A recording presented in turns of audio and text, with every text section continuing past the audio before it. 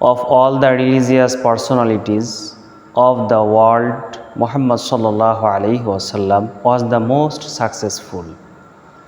আল্লাহ রাব্বুল আলামিন কোরআনুল কারীমের মধ্যে বলেছেন, নিশ্চয়ই আপনি অনুপম চরিত্রের অধিকারী হে মুহাম্মদ সাল্লাল্লাহু আলাইহি ওয়াসাল্লাম।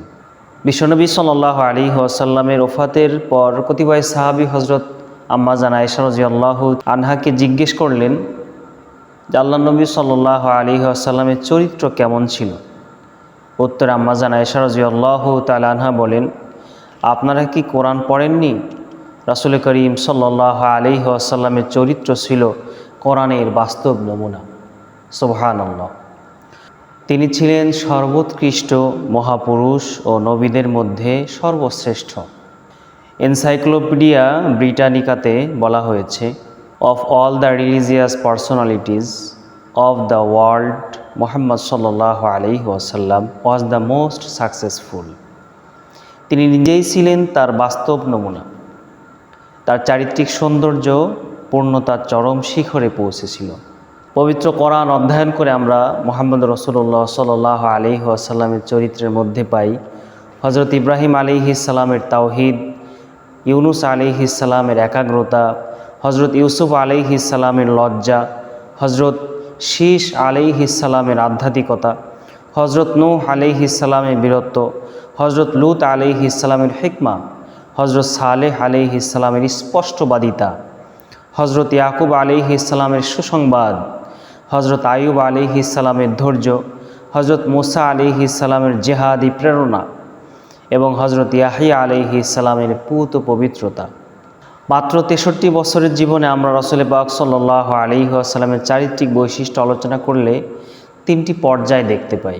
নবুয়ত পূর্ব জীবনে কিশোর যুবক, আলামিন, সামাজিক শৃঙ্খলার সংগঠক, সফল ব্যবসায়ী, আদর্শ স্বামী, নিরন্ন মানুষের মহান সেবক।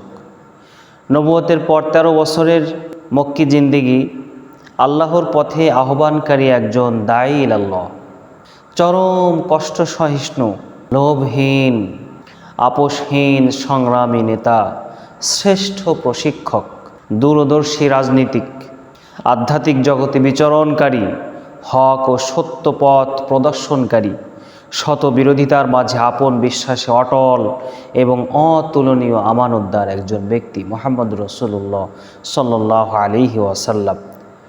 মাদানী জীবনের 10 বছর, সফল রাষ্ট্রনায়ক, আদর্শ নেতা, আদর্শ সেনানায়ক, অনন্য কূটনীতিক, বৃহৎ মুসলিম সাম্রাজ্যের প্রতিষ্ঠাতা, আল্লাহ প্রদত্ত ইসলামী বিধান এবং উত্তম আখলাকের মাধ্যমে দ্বন্দ্ব কলহপ্রিয় জাতিকে একক ঐক্যবদ্ধ জাতিতে রূপান্তরিত করা, বীর সেনানী, রাষ্ট্রনায়ক ও দিগ্বিজয়ী রূপে আবির্ভূতকরণ। ইসলামী রেনেসাঁর কবি ফররুখ আহমেদ আরবের কলহপ্রিয় বিদুইন জাতির উপর রাসূলুল্লাহ সাল্লাল্লাহু আলাইহি ওয়াসাল্লামের চারিত্রিক প্রভাব কী রূপে পড়েছিল তা কত সুনিপুণভাবেই না তুলে ধরেছেন।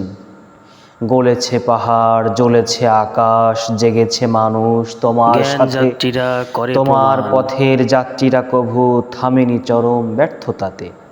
তাই সিদ্দিক পেয়েছে বক্ষে অমন সত্য সিন্ধু দোল, তাই ওমরের পাতার ডেরায় নিখিল জনেরও কলরোল। তাই ওসমান খুলে গেল দ্বার, অতুলন দিল মণিকোঠার, তাই তো আলীর হাতে চমকায় বাঁকা বিদ্যুৎ জুলফিকার। খালেদ তারেক ওড়ায় ঝান্ডা, মাসুকের বুকে প্রেমের টান, মহাচীন মুখে ফিরায় কাফেলা,